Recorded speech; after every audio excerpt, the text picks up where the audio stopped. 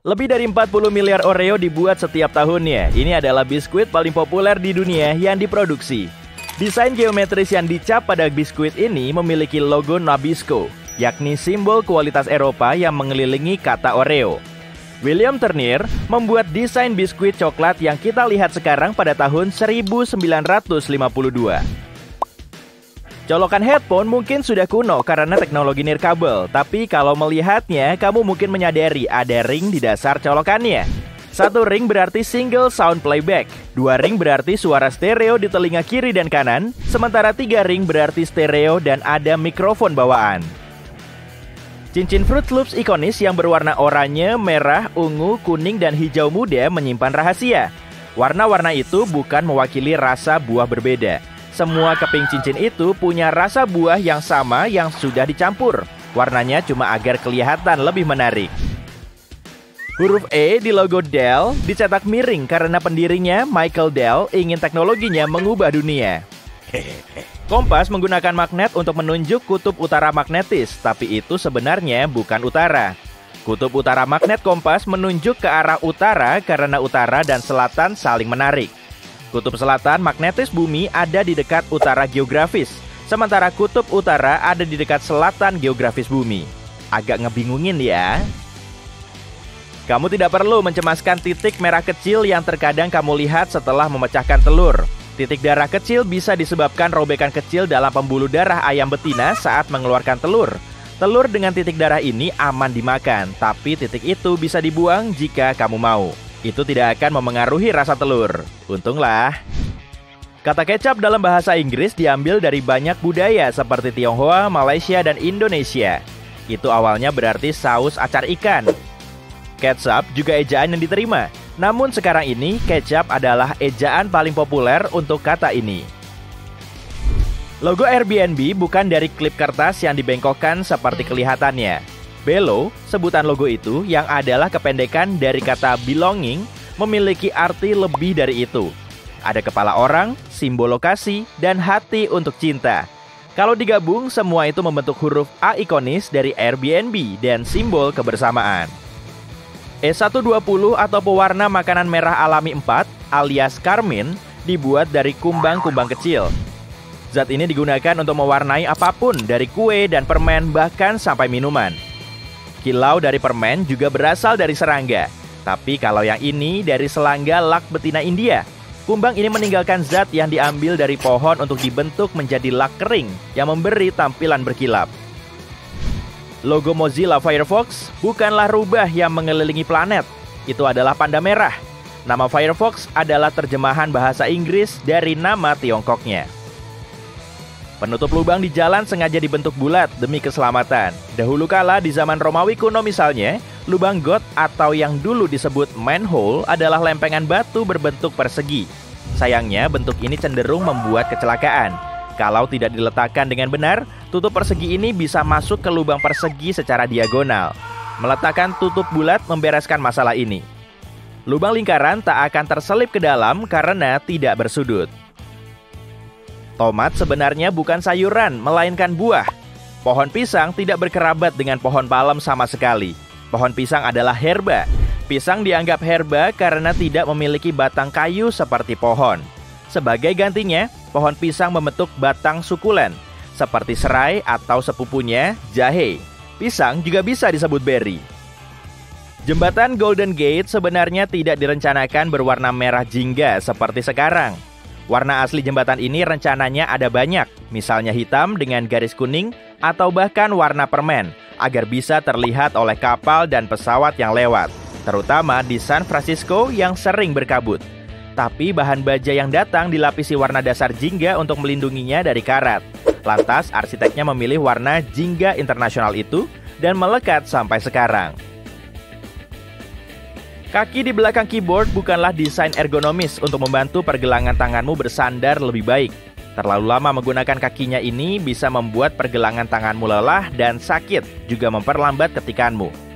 Kaki engsel ini ada cuma untuk membantumu lebih mudah melihat huruf dan angka jika kamu tidak bisa mengetik tanpa melihat. Warna cabai tidak menunjukkan rasa atau tingkat kepedasannya. Biasanya semakin kecil cabai, semakin pedas rasanya. Rasa pedas bukan berasal dari bijinya, seperti yang kita percaya selama ini, melainkan dari membran putih yang di tengahnya itu. Tersembunyi di dalam logo Gunung Toblerone, ada gambar beruang berdiri dengan kaki belakangnya, hendak memakan orang yang teriak di sana. Haha, enggak kok. Alasannya, beruang adalah bagian penting dari Bern, salah satu kota terbesar di Swiss, tempat penemunya menciptakan coklat segitiga itu. Toblerone juga diambil dari nama keluarga pendirinya, Tobler, dan kata dari bahasa Italia, toron, yang berarti madu dan nougat almond. Ruang di bawah cup mie berfungsi untuk melindungi mie saat didistribusikan. Teknik ini disebut suspensi tengah. Itu bukan hanya untuk melindungi mie di dalam cup styrofoamnya, tapi juga membantu mie lembut, merata, dan cepat. Meski kamu pikir lubang di bawah pulpen tidak ada fungsinya, sebenarnya ada loh. Lubang ini disebut sistem ventilasi yang membantu tinta mengalir lebih lancar. Dengan begini, tekanan udara yang lebih rata terbentuk di dalam dan di luar pulpen, membuat tinta lebih mudah mengalir ke ujung pulpen. Salah satu logo paling populer dalam dunia sepeda memiliki benda tersembunyi di logo terkenalnya. Di dalam tulisan Tour de France, ada seorang pesepeda bersembunyi di huruf O, U, dan R-nya. Penahan logam di bagian atas selang di SPBU punya desain unik untuk pencegahan kalau-kalau terjadi kecelakaan. Jika pengemudi lupa selangnya masih nyantol di tangki bensin lalu pergi, penahan magnetis itu akan terpisah tanpa merusak pompa bensinnya. Logo Wendy didesain dari putri pendirinya, Dave Thomas. Namanya juga berasal dari panggilan putrinya, tapi logo itu menyimpan makna lain. Kerah Wendy berbentuk tulisan Mom atau Ibu. Secara tak sengaja, Wendy's menjadi restoran yang terasa nyaman seperti di rumah dibandingkan resto-resto lainnya. Menemukan lajur yang tepat saat mencari jalan keluar selagi menyetir terkadang bisa membingungkan, terutama di luar negeri. Coba perhatikan sisi jalan yang memiliki pelang exit. Pilihlah jalur itu. Beberapa pasta gigi punya segel kecil yang harus dilepas sebelum digunakan.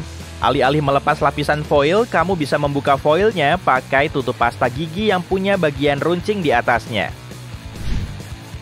Camilan Tostitos punya simbol tersembunyi tepat di tengah namanya. 2T di tengah logonya mirip dua orang yang menikmati Tostitos dengan semangkuk salsa. Mangkuk salsanya berwarna merah dan membentuk titik di huruf I. Salah satu patung paling populer di dunia, patung Liberty, berfungsi sebagai mercusuar yang beroperasi penuh selama 16 tahun. Namun, lampunya hampir tak terlihat, bahkan dari Manhattan sekalipun. Pada tahun 1901, patung itu akhirnya dinonaktifkan sebagai mercusuar. Turis bahkan bisa mengunjungi obornya untuk melihat pemandangan kota yang menakjubkan. Tapi ada kejadian yang bikin obor patung Liberty rusak pada tahun 1916. Lantas obor itu ditutup untuk umum.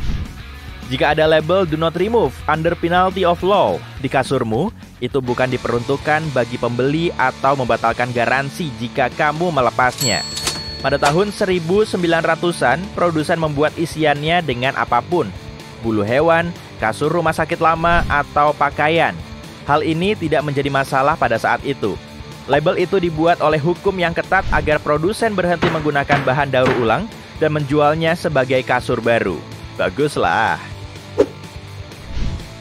Simbol Toyota bukan sekedar sembarangan cincin yang digabungkan. 3 oval yang tumpang tindih itu melambangkan persatuan hati pembeli dan Toyota. California Sushi Roll dibuat dari rumput laut, nasi, mentimun, alpukat, dan daging kepiting. Tapi ternyata itu bukan daging kepiting. Surimi adalah daging kepiting tiruan. Dibuat dari ikan putih yang dihaluskan dengan gula alih-alih kepiting asli. Campuran ikan ini kemudian dipanaskan dan dicetak. Logo Beats hanyalah berupa huruf B kecil di dalam lingkaran merah. Lingkaran itu mewakili kepala manusia dan huruf B-nya adalah headphone. Titik hitam kecil di sekitar pinggiran jendela mobil disebut frit. Frit adalah enamel yang dicat hitam dan dipasangkan pada kaca depan saat proses produksi.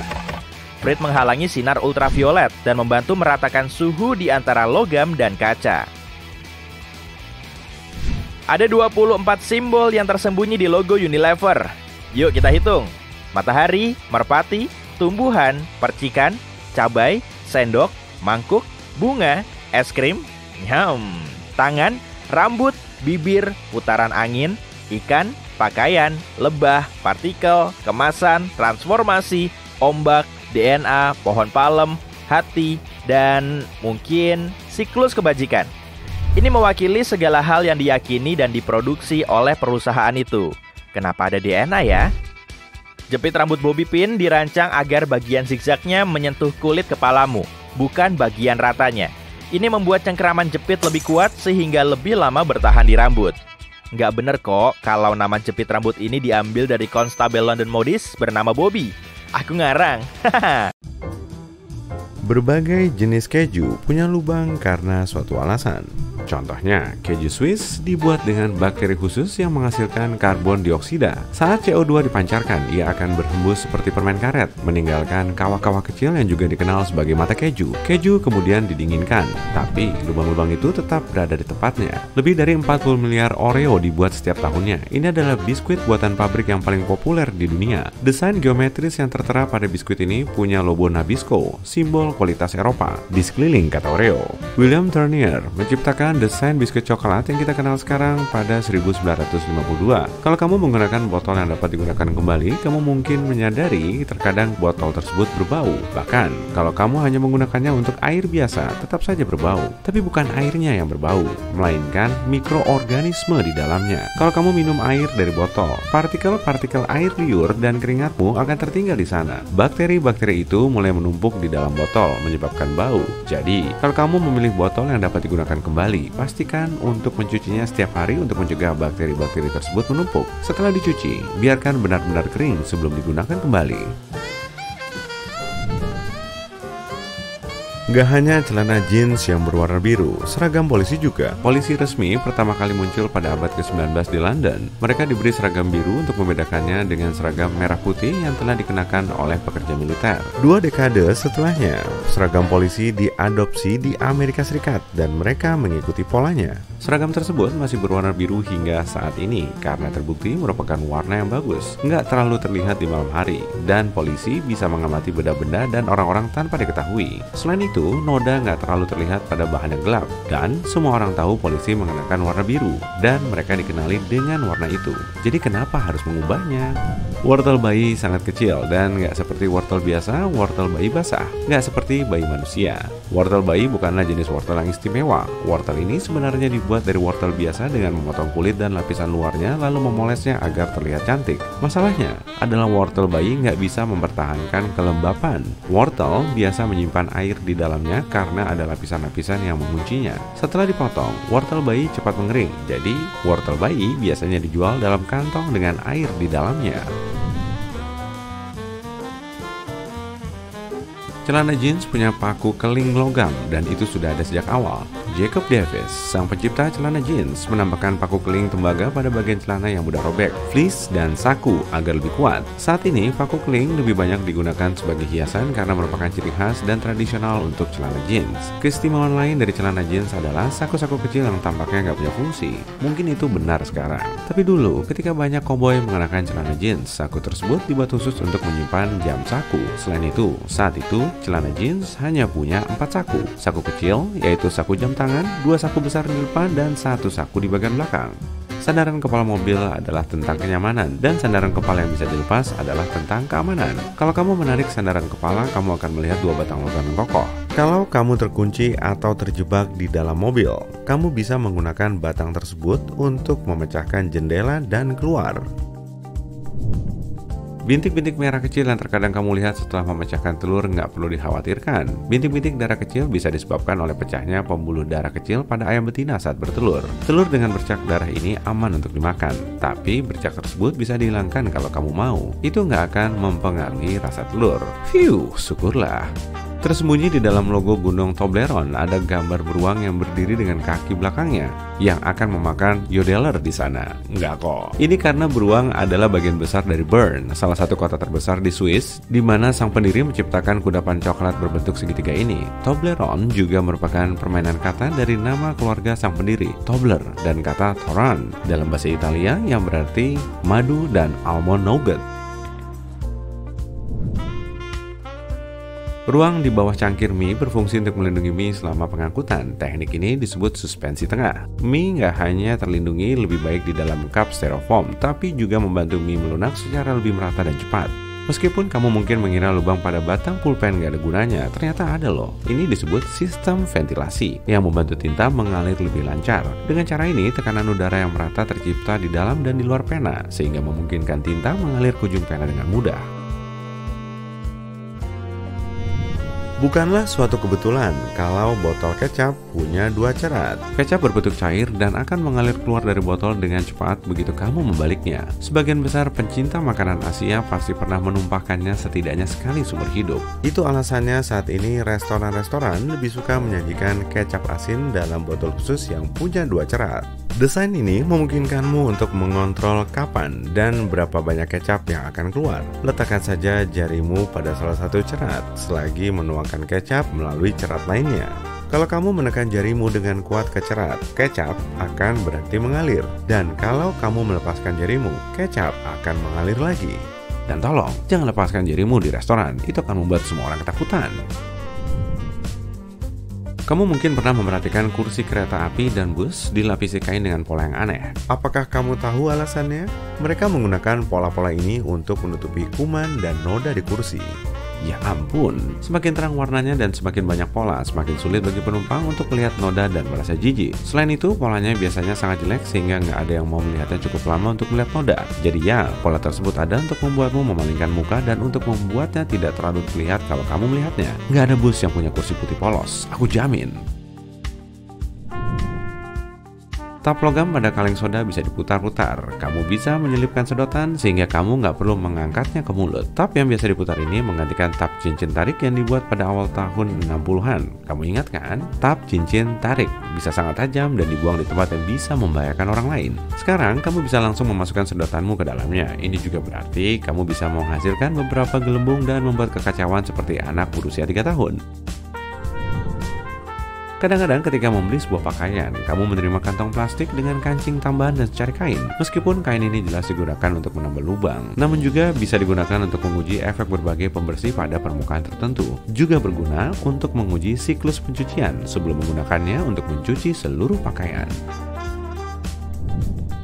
Eskalator punya sikat hitam yang halus karena alasan yang sama dengan beberapa eskalator yang punya garis kuning pada anak tangganya untuk mencegah orang agar nggak terlalu dekat dengan tempat berbahaya. Orang nggak selalu memperhatikan dan terkadang pakaian bisa menjuntai mendekati titik di mana anak tangga bertemu dengan tepi atau skirt. Sikat adalah penghalang kecil untuk membantu mencegah hal ini terjadi. Sikat ini juga bisa menangkap sedikit bulu dan mencegah benda-benda kecil lainnya jatuh ke dalam celah. Wadah untuk dibawa pulang yang paling sering digunakan di restoran Tiongkok dirancang nggak hanya untuk membawa pulang makanan, tapi juga menyimpannya di lemari es. Wadah ini berfungsi ganda sebagai piring karena kamu bisa langsung makan dari sana dan nggak perlu khawatir dengan piring kotor. Hore! Wadah ini dipatenkan pada tahun 1894 untuk mengangkut tiram yang baru saja dikupas dan dikenal sebagai ember tiram. Kemudian diadaptasi untuk digunakan sebagai wadah anti bocor untuk makanan. Pernahkah kamu bertanya-tanya kenapa koin punya tonjolan kecil di sepanjang tepinya? Itu adalah peninggalan dari masa lalu ketika koin-koin itu bernilai lebih tinggi. Para pemalsu bisa dengan mudah mengikir pinggirannya untuk dijual sebagai koin emas atau perak untuk mendapatkan keuntungan. Pinggiran itu dibuat agar lebih mudah untuk mengetahui koin mana yang telah diubah. Hal ini udah nggak diperlukan saat ini, tapi koin-koin tersebut masih berbentuk seperti koin yang telah diubah.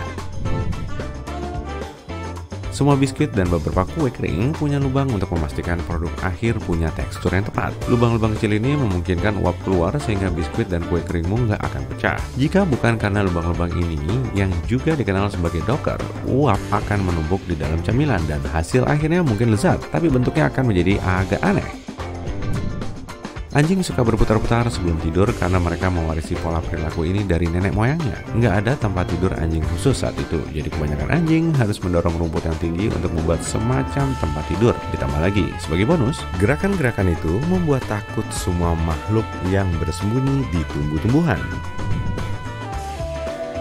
Donat berbentuk cincin karena alasan yang sama. Kalau nggak ada lubang di tengahnya, adonan donat akan selalu kurang matang. Ngomong-ngomong, donat sering dikaitkan dengan polisi karena pada tahun 1950-an, toko donat adalah salah satu dari sedikit tempat yang buka hingga larut malam. Toko-toko ini merupakan tempat yang sempurna bagi para polisi untuk makan dan bahkan mengurus beberapa dokumen selama shift malam.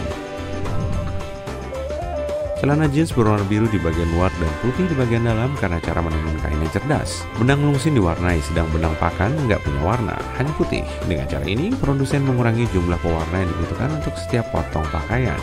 Dan mereka masih sangat bersemangat membuat celana jeans. Sarapan sepotong roti panggang oles mentega memang paling juara. Kalau hot fudge sundae nggak dihitung ya. Tapi jika kamu kesulitan ngolesin mentega dingin ke roti bakarmu, aku ada ide. Pakai parutan keju. Perkirakan jumlah yang kamu butuhkan dan parut menteganya. Proses ini akan melunakkan mentega hingga lebih mudah dioleskan. Dan kamu nggak perlu melelehkan banyak mentega dalam proses itu. Tapi hot fudge itu... Ada alasan kenapa pasta kering banyak bentuk dan ukurannya.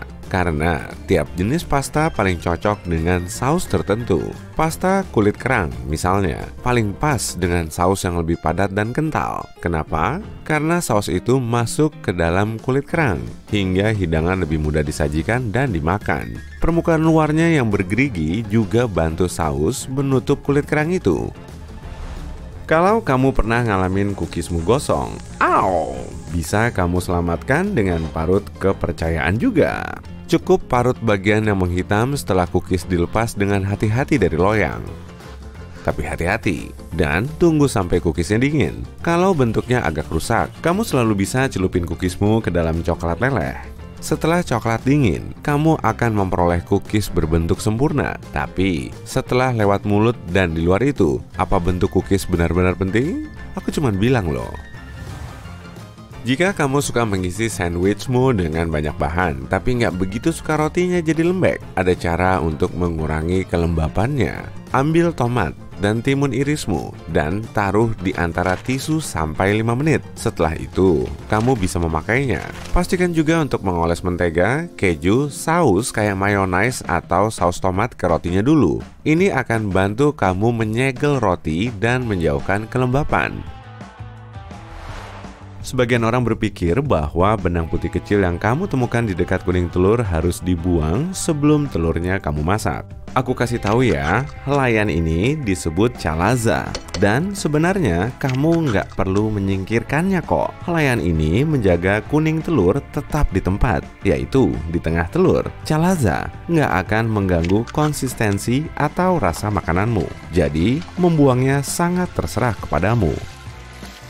Pernah melihat kalau kebanyakan kotak jus dilengkapi 2 sayap, 1 di tiap sisi? Itu sebetulnya pegangan. Produsen mendesain kotak dengan cara ini agar kita lebih mudah memegangnya. Dengan begini, akhirnya kita nggak menekan kotak hingga jusnya tumpah. Kamu nggak perlu jadi tukang roti profesional untuk tahu kalau kamu bisa memakai gula pasir atau gula coklat dalam resepmu. Tapi apa kamu pernah penasaran apa beda keduanya?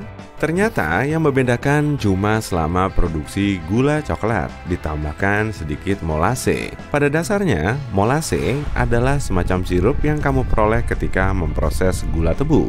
Molase biasanya dibuang dalam proses rafinasi. Begitulah gula pasir dibuat. Tapi jika dalam produk akhir masih tersisa sejumlah molase, akhirnya kita memperoleh gula coklat dengan rasa khusus dan corak lebih gelap. Ini hal yang baik. Ada banyak hal yang bisa kamu masukkan ke dalam mesin cuci piring selain piringmu. Misalnya, kamu bisa membersihkan benda-benda seperti sarung tangan oven silikonmu atau berbagai knob peralatan dapur seperti oven atau kompormu. Spons dan serbet dapur yang bisa dipakai lagi juga aman dicuci di mesin cuci piring. Omong-omong tentang produk kebersihan dapur, ada banyak hal yang bisa kamu lakukan dengan sabun cuci piring loh. Seperti menghilangkan kotoran perabot terasmu. Tambahkan saja sedikit deterjen piringmu ke air hangat dan pakai larutan ini untuk mengelap perabotan yang di luar ruangan dengan serbet. Akhirnya, bilas sampai bersih dengan selang kebunmu. Kamu juga bisa memakai sabun cuci piring untuk membersihkan noda berlemak di pakaianmu. Entah itu noda saus pasta atau saus salad. Hey, kadang mulut juga terlewatkan. Jadi, oleskan sedikit sabun cuci piring pada noda itu, lalu bilas dengan air. Pakai sabun tak berwarna untuk pakaian yang lebih ringan. Untuk noda yang lebih bandel, biarkan terendam sebentar dalam sabun cuci piring. Lalu, cuci pakaian itu dengan mesin cuci seperti biasa. Dan, pikirkan untuk memakai alas dada. Jika nggak ada metode yang bisa membantumu merapikan lemari pakaian dan kamu masih kewalahan dengan bertumpuk-tumpuk pakaian, ada cara sederhana yang mungkin bisa efektif. Cara ini disebut aturan satu masuk satu keluar. Artinya, untuk tiap kamu beli sepotong pakaian baru, kamu harus singkirkan satu baju yang sudah kamu miliki. Itu berarti kamu selalu membersihkan tempatmu. Untuk mempermudah menemukan sesuatu di lemari pakaianmu, semoga berhasil. Simpan pakaian yang paling sering kamu pakai setinggi mata. Dengan cara ini, pakaian akan lebih mudah ditemukan dan ditarik ketika buru-buru. Pakaian yang cenderung kurang sering kamu pakai, semisal pakaian malam, bisa ditaruh di rak di atas atau di bawah ketinggian mata. Kaleng rempah-rempah lama bisa kamu manfaatkan dengan baik. Kalau kamu lem magnet kuat di bagian dalamnya, kaleng ini bisa berfungsi sebagai rak magnetik loh. Kamu bisa memakainya untuk segala macam benda sehari-hari, seperti penjepit makanan, sendok es krim, atau peralatan makan. Kamu juga bisa menaruhnya di permukaan logam apapun, seperti pintu kulkas. Wadah ini akan menyatu dengan bagus dengan magnet dapurmu. Tersembunyi di ruang penatumu, ada alat keren untuk memungut bulu hewan peliharaan. Kadang kerja alat ini lebih bagus dibanding lint roller. Ambil dryer sheet, dan dengan memakai sedikit pembersih lemak, kamu bisa menghilangkan bulu-bulu kucing atau anjing dalam sekejap. Ini bisa dipakai pada segala macam permukaan, tapi terutama efektif untuk perabotan berpelapis. Jika kamu nggak suka pintu berderit tiap kali masuk ruangan, ambil sebatang sabun dan gosokkan pada Excelnya. Tapi ini cuma membantu untuk sementara. Tapi cukup membantu sampai kamu ada waktu untuk pergi ke toko besi. Dan tahu kan, untuk beli oli. Apa kamu pernah lihat di sebagian lift ada bintang di samping angka lantai tertentu? Bukan, itu bukan indikasi tempat kantorku berada. Bintang itu ada untuk menunjukkan di mana jalan keluar terdekat. Dan itu belum tentu di lantai pertama. Kemungkinan besar ada di lantai yang paling berdekatan dengan jalan raya. Kamu pernah penasaran kenapa rambut berhenti berwarna merah?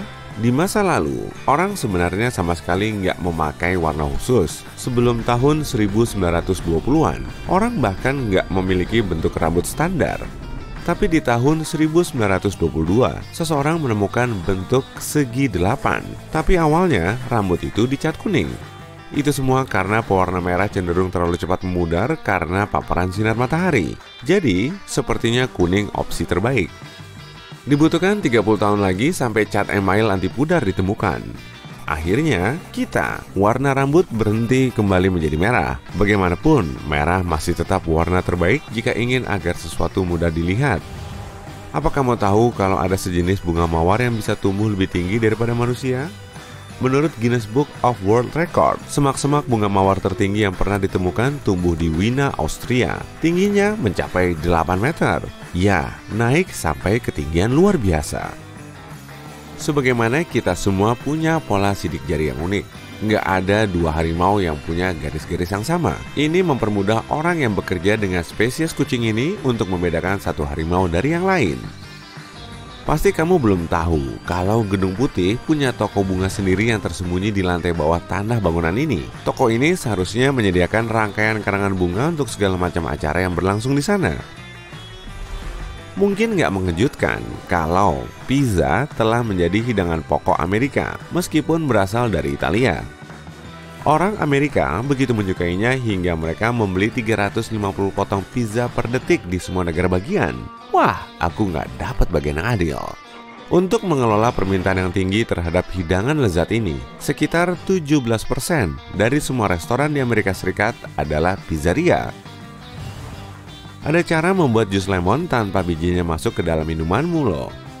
Coba potong lemon jadi 2 dan peras dengan penjepit makanan. Ujung lemon yang runcing harus menghadap ke bawah. Jus lemon akan mengalir, tapi bijinya akan tetap di dalam lemon. Wah, limun cocok banget dengan pizza. Saat ini kamu lagi belanja di supermarket. Pembayaran swalayan jauh lebih cepat daripada cuma nungguin orang lain ngeluarin belanjaan mereka yang super banyak. Tapi suara bising mesin saat belanjaan harus di-scan berkali-kali bisa bikin males duluan kan? Tenang aja, suaranya bisa dimatiin kok. Cek dulu monitornya dan cari tombol volume di bagian bawah. Kalau udah ketemu, matiin aja suaranya biar belanjamu lebih tenang. Meski nggak tersedia di semua mesin, trik ini layak dicoba kan? Jadi sebaiknya cek dulu aja. Botol minyak bunga matahari biasanya punya tutup aneh di bagian dalamnya, dan kebanyakan orang akan ngelepas lapisan ini kemudian membuangnya. Padahal masih bisa dimanfaatin loh. Balik aja bagian yang bisa dilepas, kemudian masukin ke leher botol. Plastik ini akan jadi dispenser mantul yang bikin aliran minyak lebih terkontrol. Dan kamu nggak perlu lagi ngeborosin minyaknya sampai tumpah-tumpah. Kamu udah ngerencanain piknik bareng teman-temanmu di alam terbuka ya? Udahlah, kamu nggak perlu bawa keranjang jadul kayak gitu lagi. Daripada bawa keranjang, mending pakai ember aja. Sebaiknya masukin semua keperluan piknikmu ke dalam beberapa ember. Dengan begini, total beratnya bisa lebih terdistribusi ke semua peserta piknik. Dan setelah embernya kosong, kamu bisa memakainya sebagai tempat duduk buat nyari posisi nyaman. Kamu juga bisa numpuk semua embernya biar lebih ringkas dan gampang dibawa saat kamu pulang. Waduh, rotinya udah mulai gosong tuh. Buruan, ambil penjepit makanan. Oh, kamu nggak punya ya? Ambil 2 garpu berukuran sama, satuin kayak gini, dan ikat pakai karet gelang. Sip, penjepit daruratmu udah bisa dipakai. Kamu pernah penasaran nggak sih sama alas ganda ditutup Nutella? Kira-kira fungsinya buat apa ya? Lihat deh, ini toples Nutella baru. Lepasin buletan karton putih ini, kemudian buang foilnya. Tada! Ada pisau kecil buat motong penutup foilnya. Nah, sekarang kamu udah tahu cara terpraktis buat muasin guilty pleasure-mu itu kan? Setelah Nutellanya habis, wadahnya jangan langsung dibuang. Kamu bisa memakainya sebagai tempat lilin atau lentera. Cuci toplesnya, warnai sesuai selera, lalu tambahin hiasan atau tulisan. Pasang tali estetik di leher toples. Setelah itu, masukin lilin atau taruh lampu hias di dalamnya. Pasti nggak ada yang bakal nyangka deh kalau hiasan itu cuma dibikin dari wadah Nutella. Kenapa ya pinggiran biskuit Ritz punya lekukan bergerigi? Itu bisa dipakai sebagai pisau tumpul buat motong keju dan produk lunak lain seperti timun, daging, dan sebagainya. Puter aja biskuit tadi kayak pemotong pizza kecil hingga semua bahannya bisa pas. Sip, snack favoritmu udah bisa dinikmati. Kamu punya nampan kue bekas yang udah lama nggak kepake? Kebetulan dong, kamu bisa menyulapnya jadi bingkai cantik buat naruh foto dan lukisan.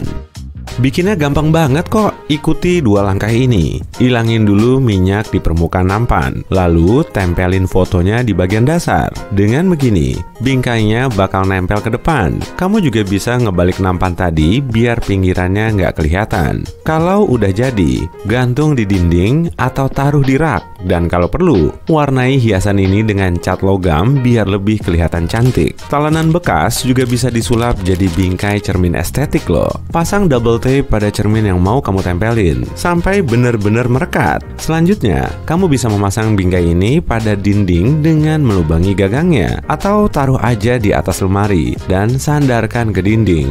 Jangan lupa cuci dan keringin talenanmu sebelum kamu bikin DIY ini ya. Nggak lucu banget kan kalau cerminmu masih bau amis karena talenannya baru dipakai buat ngebersihin ikan? Talenan juga punya superpower lain biar kabelmu nggak terbelit-belit. Rapihin aja kabel lampu hiasmu dengan talenan bekas ini, lalu taruh di lemari. Dan kalau kamu membutuhkannya lagi, lampu ini masih tertata rapi. Hair dryer bisa dipakai sebagai vacuum cleaner mini darurat saat diperlukan. Gini caranya. Potong botol plastik, lalu semprot dengan hair dryer. Pasang selai kain di kipas hair dryer, lalu arahin kipasnya ke bawah botol. Pasang botolnya ke hair dryer dengan plester. Mantul, nyalain aja. Hair dryermu udah bisa buat bersih-bersih. Pakai kisi kompor gas bekasmu buat menggantung tanaman hias indoor. Pasang kisi pada dinding dengan skrup atau paku. Setelah itu, gantung pot bunga, lampu hias, atau hiasan lainnya. Kalau warna kisinya kurang cocok dengan interior rumahmu, warnai dengan cat semprot aja. Sumpit dan stik es krim juga bisa dipoles jadi panel estetik penghias rumah. Susun stiknya kayak gini sampai ngebentuk tulisan namamu atau pola lain yang mau kamu kreasiin. Lalu percantik kisinya dengan lampu hias. Jangan langsung buang aluminium foil bekasmu ya. Bikin bola foil identik, kemudian pasang di permukaan kaca, bingkai kaca, atau buku, agar hidupmu lebih glamor. Bola aluminium foil juga bisa dipakai buat ngasah gunting tumpul. Iris bola foil ini dengan gunting biar bilahnya lebih tajam. Agar pakaian yang kamu setrika lebih cepat rapi, lapisi bagian bawahnya dengan foil.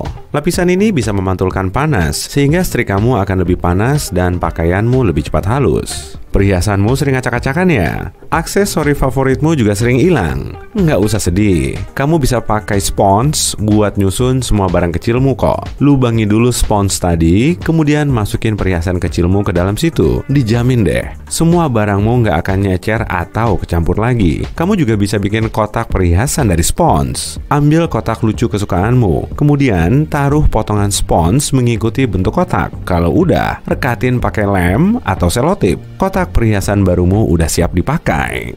Kamu bisa bikin strawberry coklat sendiri dengan cara praktis loh. Ambil suntikan plastik yang udah diisi pasta coklat, kemudian buang tangkai stroberinya. Tempelin suntikan tadi ke lubang bekas tangkai dan masukin coklatnya. Yeay, strawberry coklatmu udah siap disantap. Teknik yang sama juga bisa digunakan pada eclair, apple, atau pancake spesial yang mau kamu kasihin ke orang terkasih saat sarapan pagi. Klip logam pada gantungan celana kayu bisa dipakai buat menggantung tirai atau kain saat kamu mau pemotretan. Kalau kamu nggak punya alat khusus buat menggantung gorden, pasang aja klip logam ini di sepanjang kain, lalu tempelin ke tempatnya.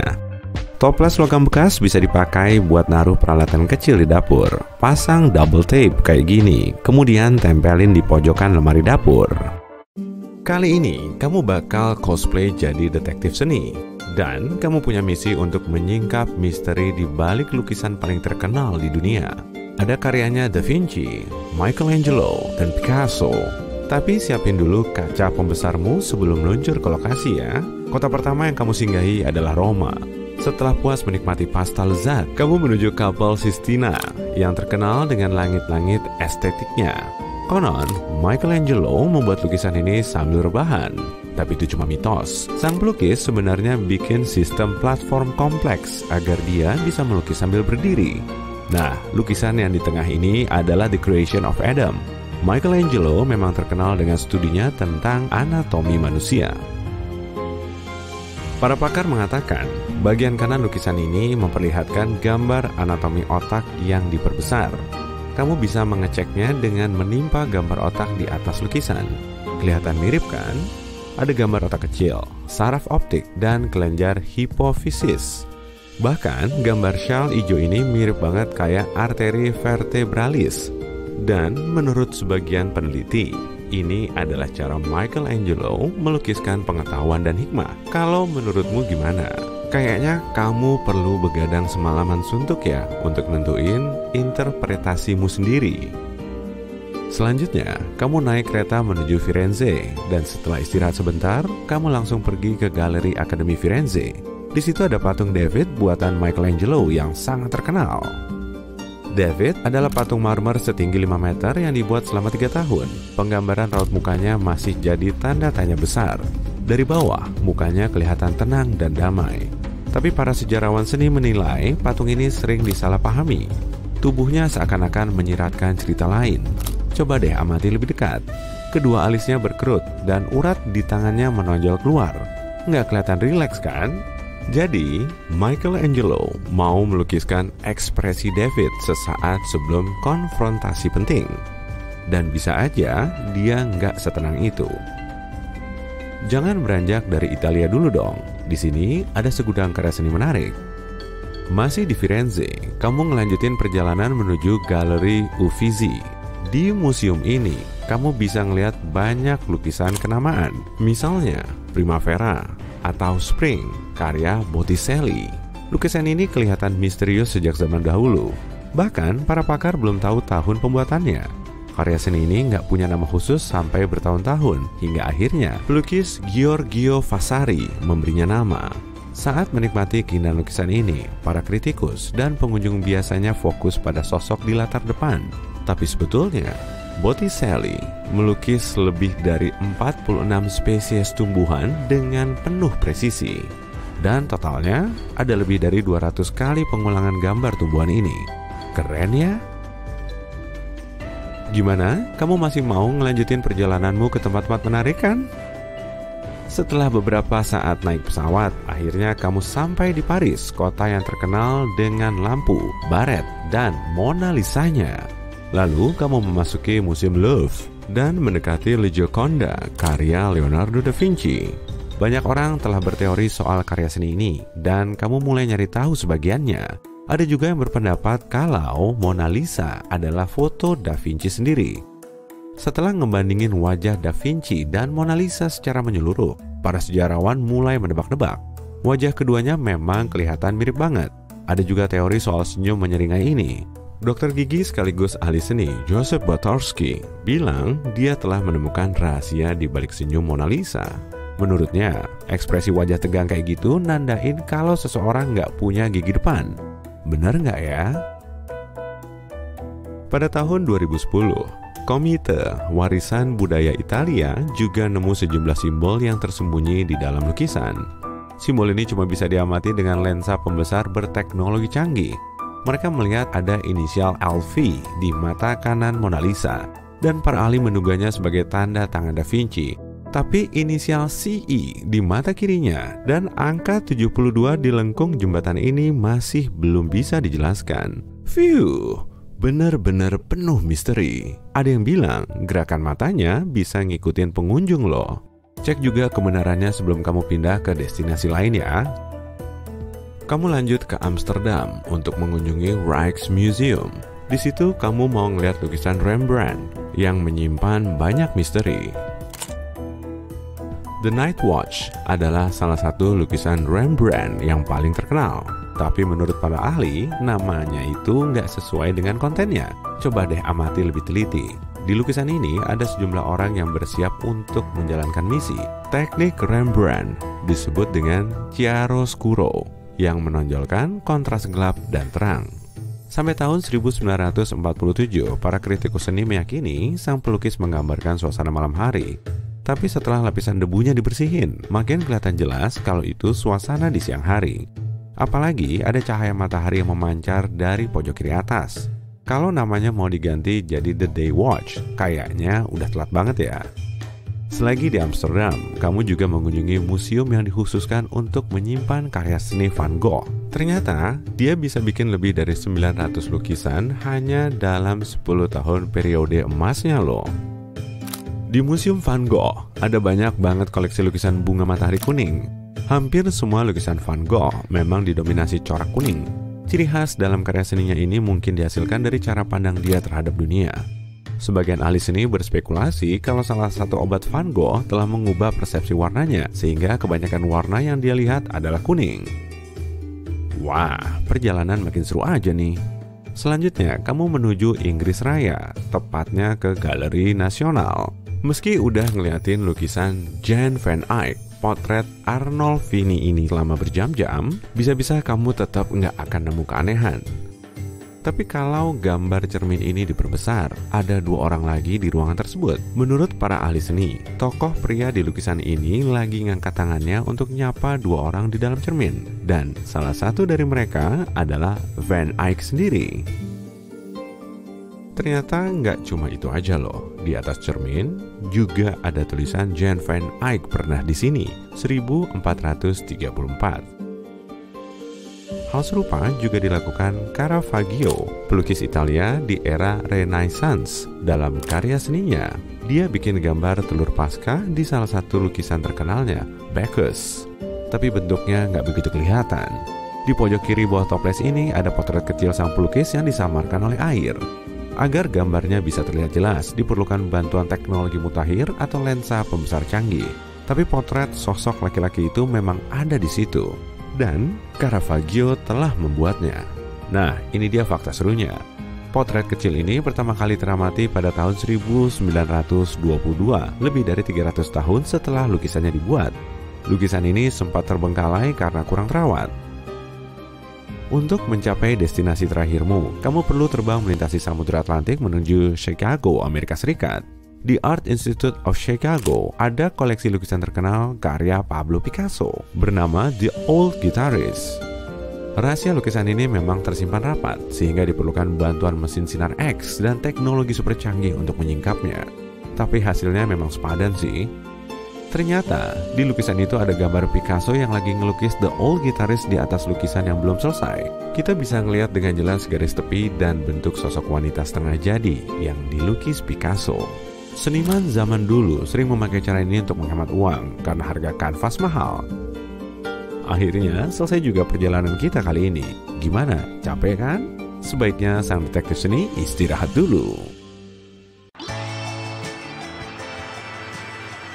Bus sekolah di Amerika Serikat nggak benar-benar berwarna kuning, tapi berupa campuran kuning lemon dan kuning jeruk. Nah, kalau di Amerika dan Kanada, bus ini dinamakan National School Bus Glossy Yellow.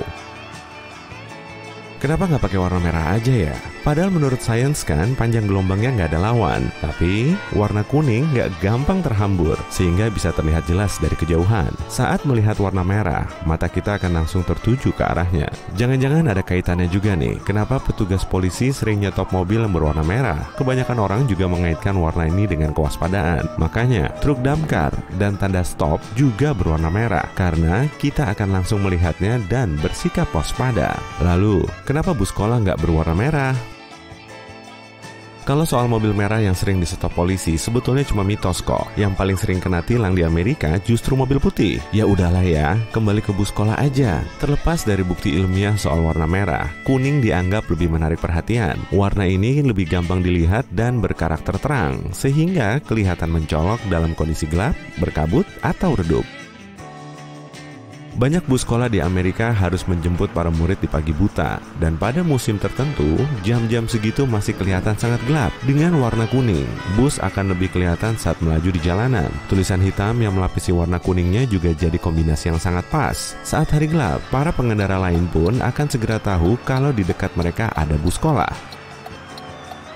Alasan lain yang lebih krusial terkait soal penglihatan periferal. Dengan fitur ini, kita mampu melihat objek cuma dengan ekor mata tanpa melihatnya langsung. Menurut para ilmuwan, kita 1,24 kali lebih mungkin melihat benda kuning dengan penglihatan periferal daripada benda yang sama dengan warna merah. Karena alasan ini juga, semua bus sekolah di Amerika Serikat hanya boleh berwarna kuning. Tapi dulu nggak harus begitu karena warna National School Bus Glossy Yellow baru muncul pada tahun 1939. Sebelum itu, warna lain juga dipakai. Kalau dirunut jauh ke belakang, sebelum ada bus sekolah, para murid harus pergi ke sekolah dengan naik kereta kuda khusus. Bus sekolah pertama ini muncul di London pada tahun 1827 dan bisa mengangkut 25 orang. Pada tahun 1939, warna bus National School Bus Chrome kemudian dikukuhkan, tapi pigmen catnya mengandung timbal. Unsur ini sangat berbahaya bagi manusia. Lalu, catnya langsung diganti dengan cat buatan pabrik di zaman modern. Garis hitam pada bus sekolah kuning juga punya fungsi loh. Nama lainnya adalah wrap rail. Selusur logam ini dipasang di samping dan belakang bus untuk melindungi dindingnya yang tipis. Saat tabrakan, selusur ini akan meredam sebagian besar guncangan. Makanya selalu ada wrap rail di area-area penting. Selusur terbawah berada di lantai, yang tengah sejajar dengan bagian bawah kursi, dan selusur atas terdapat di atas kursi atau bawah jendela. Banyak bandara dilengkapi karpet di area gate. Fasilitas ini biasanya disertai langit-langit lebih rendah, kursi nyaman, dan pencahayaan alami yang menyenangkan. Semua ini menambah biaya bagi bandara, dan karpet nggak begitu mudah dibersihkan dibanding lantai keras. Tapi karpet memberi rasa nyaman untuk para penumpang yang menunggu penerbangan, sehingga mereka lebih rileks. Tapi ini bukan cuma niat baik pihak bandara loh. Menurut penelitian, penumpang yang rileks sekitar 7-10% lebih mungkin melakukan window shopping dan membeli sesuatu di area lobi zona bebas bea. Jadi, dengan berinvestasi dalam kenyamanan penumpang, bandara meningkatkan pemasukannya. Kalau kamu kepo apa yang terjadi dengan bagasi saat kamu di pesawat, jawabannya adalah staf bandara nggak tahu. Begitu bagasi meninggalkan wilayah mereka, mungkin mereka nggak begitu peduli. Sorry. Bagasi dipilah secara otomatis. Scanner memindai barcode-nya dan memilah bagasi sesuai destinasi. 3 tugas utama petugas penanganan bagasi bandara adalah memindahkan tas kamu dari area check-in ke gate, memindahkan dari satu gate ke gate lain ketika kamu ganti pesawat, dan memindahkan tasmu dari pesawat ke area pengambilan bagasi. Gitu aja. Jadi, jika bagasimu bergerak kurang cepat, kamu bisa terlambat mengikuti pesawat lanjutanmu. Atau sebaliknya, tasmu sampai di destinasi sebelum kamu karena terjebak di pemeriksaan paspor. Masalah lain bisa muncul jika kamu lupa merobek stiker lama yang menunjukkan destinasi lain. Dalam kasus ini, scanner bisa mengirim bagasimu ke negara yang salah. Kebanyakan bandara dilengkapi dapur tempat makan penumpang disiapkan. Dapur ini biasanya memasak makanan untuk berbagai maskapai sekaligus. Karena makanan pesawat yang wah begitu enak itu harus dimasak sekitar 6-10 jam sebelumnya. Dapur ini harus bekerja 24 jam setiap hari. Meski mengejutkan, menu penerbanganmu direncanakan sampai setahun sebelumnya. Ini praktik biasa bagi kebanyakan maskapai, sebab tiap bahan makanan penting dan menambah pengeluaran. Faktanya, satu maskapai menghemat lebih dari 580 juta setelah menghilangkan satu buah zaitun dari tiap salad yang mereka hidangkan dalam penerbangan. Terkadang, staf bandara meminta penumpang menggosok tangan ke kain tertentu sebelum menaruhnya di mesin khusus. Kelihatannya agak menakutkan, tapi sebenarnya nggak berbahaya. Kamu dicek dengan mesin yang disebut atomizer. Sebelum hari kerja mereka dimulai, para karyawan menaruh sampel bahan kimia berbahaya di dalam mesin itu. Mesin mengingat bau ini, dan jika tangan seseorang berbau mirip bahan kimia itu, mesin akan mengingatkan staf bandara tentang bahaya ini. Kira-kira begini, kamu datang ke tempat pemeriksaan keamanan, dan ternyata kamu punya sesuatu yang dilarang dibawa ke atas pesawat dalam bagasi jinjingmu. Jangan khawatir, semua benda yang disita selama pemeriksaan sebelum penerbangan bisa disimpan di bandara selama 3 bulan. Selain itu, kamu punya kesempatan untuk mengirimkannya ke alamat manapun di dalam negeri. Benda-benda yang diambil petugas keamanan dan nggak diklaim bisa dijual di pelelangan khusus dan dikirim ke seluruh dunia. Jika waktu singgah antar penerbanganmu lama, pergi ke hotel terdekat untuk beristirahat mungkin bukan opsi termurah. Ada trik lebih baik, periksa apa bandara atau maskapai menjual akses 24 jam ke zona lobby VIP. Seringnya, kamu bisa memperoleh makanan ringan dan minuman gratis di sana, dan memakai kabin mandi serta kamar gratis dengan harga yang sangat terjangkau. Di bandara yang memiliki banyak terminal, cari lorong bawah tanah yang menghubungkan berbagai terminal yang mungkin nggak diketahui kebanyakan orang. Misalnya, di Bandara Frankfurt, Jerman. Ada terowongan berjalan antara Terminal 1 dan 2 yang kebanyakan dipakai karyawan karena penumpang nggak tahu keberadaannya. Ada istilah untuk 60 menit pertama setelah kamu selesai check-in, yaitu golden hour. Ini waktu para penumpang secara statistik membelanjakan lebih banyak uang di area retail dan bebas biaya bandara. Dan menempati kursi paling nyaman pas di depan toko adalah trik pintar untuk memikatmu agar berbelanja. Akui saja, duduk di kursi nyaman memandang lampu gemerlap atau jendela toko bisa menggoda. Dan tepatnya itulah yang diinginkan bandara. Jika penerbanganmu terlalu penuh dan kamu nggak bisa terbang pada waktu yang ditentukan, jangan buru-buru menerima voucher pertama yang ditawarkan sebagai permintaan maaf. Biasanya, maskapai terus menaikkan tawarannya sampai memperoleh cukup sukarelawan yang mau melepaskan kursi mereka. Jika mereka nggak mau dan tanpa disadari menjadi sasaran, kamu bisa berkeras untuk memperoleh ganti rugi tunai, tergantung pada harga tiket. Dan lama penundaannya, kamu bisa berhak memperoleh sampai Rp18.900.000. Kebanyakan bandara mempunyai ahli profiler. Orang ini mempraktikkan SPOT atau Screening Passengers by Observation Technique atau menyaring penumpang dengan teknik observasi. Petugas ini menganalisis ekspresi, bahasa tubuh, dan perilaku guna mendeteksi orang mencurigakan. Tugas mereka adalah melihat tanda nonverbal dari kecemasan, seperti orang yang selalu menjilat bibir mereka, gatal-gatal, dan banyak melihat sekeliling. Jika profiler melihat orang yang bersikap aneh, dia memeriksa orang ini dan mengobrol untuk mencari tahu lebih banyak tentang orang tersebut.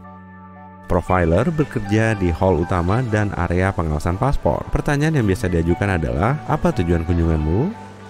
Petugas selalu mengecek reaksi orang itu terhadap pertanyaan ini. Setenang apapun seorang penumpang, kalau ada sesuatu yang disembunyikan, profiler akan menemukannya berkat petunjuk-petunjuk terkecil dalam perilaku manusia. Sebelum memasuki pesawat, bagasimu melalui 5 tingkat keamanan, dan salah satunya, selain memindah isinya, diperiksa oleh anjing khusus yang bisa mengendus bahan kimia berbahaya. Hidung anjing jauh lebih tajam dibanding hidung manusia manapun. Faktanya, anjing membedakan bau 10.000 sampai 100.000 kali lebih tajam dibanding manusia. Nggak heran kalau bandara memanfaatkan indera super ini untuk keamanan dan secara teratur memakai anjing pelacak untuk mendeteksi bahan-bahan mencurigakan. Yang benar-benar keren adalah kamu nggak akan bisa membedakan anjing pelacak dari anjing biasa sejenis. Nggak seperti anjing polisi, anjing bandara nggak dilatih untuk menakut-nakuti atau mengintimidasi orang. Ras pelacak paling populer adalah Golden Retriever, Labrador, dan German Shorthair Pointer. Mengecas ponselmu di tempat yang disediakan kelihatannya nyaman, tapi ini nggak aman. Jika tempat pengecas cuma memungkinkan kamu mencolokkan kabel, malware bisa terpasang di ponselmu tanpa kamu sadari. Satu-satunya cara aman mengecas ponsel atau tabletmu adalah mencari stop kontak dan memakainya dengan pengecasmu. Hal yang sama berlaku pada WiFi gratis bandara, karena bandara mengharuskan kamu melakukan autentikasi. Seringnya, seseorang bisa mudah mengakses datamu ketika kamu memakai hotspot Wi-Fi yang enggak diproteksi. Lebih aman pakai data ponselmu sendiri, tapi jika terpaksa harus memakai Wi-Fi bandara, lebih baik bersihkan atau enkripsikan semua informasi penting dalam ponselmu. Mengeluarkan laptop dari bagasi jinjingmu tiap kali melalui keamanan mungkin menjengkelkan. Tapi staf bandara harus melihat dengan jelas perangkatmu untuk memastikan nggak ada yang disembunyikan di dalamnya. Di layar pemindai sinar X, laptop mirip benda semi-transparan dengan harddisk, CD-ROM, dan apapun yang sangat jelas terlihat. Tapi petugas keamanan nggak bisa melihat di balik bagian itu, misalnya baterai yang agak besar. Orang cenderung memilih antrean keamanan yang terdekat dengannya. Kalau ternyata antrean itu berjejal banget, cari setelah pemeriksaan KTP dan tiket. Kamu mungkin melihat tempat pemeriksaan dengan antrean yang jauh lebih sedikit. Beberapa tempat pemeriksaan berlokasi di pinggir terminal yang jauh sehingga orang nggak melihatnya. Menerapkan TSA, Transportation Security Administration, atau Administrasi Keamanan Transportasi, bisa menghemat waktu bepergian di dalam dan luar Amerika. Menjadi anggota program ini memiliki keuntungan. Pertama, bisa lebih cepat melalui pemeriksaan keamanan dan paspor. Jika kamu wisatawan pre-check, kamu nggak perlu melepas sepatu atau ikat pinggang, dan nggak perlu menaruh cairan atau laptop dalam wadah khusus. Kalau kamu nggak terbang ke atau dari Amerika, kamu bisa mencari jasa serupa yang tersedia di negaramu. Jika kamu terbang dengan kelas ekonomi tapi nggak menyukainya, siapa yang suka coba? Lakukan check-in online dan periksa opsi tempat duduk sekitar 4 hari sebelum penerbangan. Biasanya, ini menjelang waktu maskapai mengupgrade kursi, dan kamu bisa memperoleh upgrade ke kelas bisnis dengan biaya murah atau kadang gratis. Kamu juga bisa minta upgrade setelah di bandara. Kebanyakan orang melupakan peluang ini atau nggak peduli, jadi mungkin kamu akan beruntung.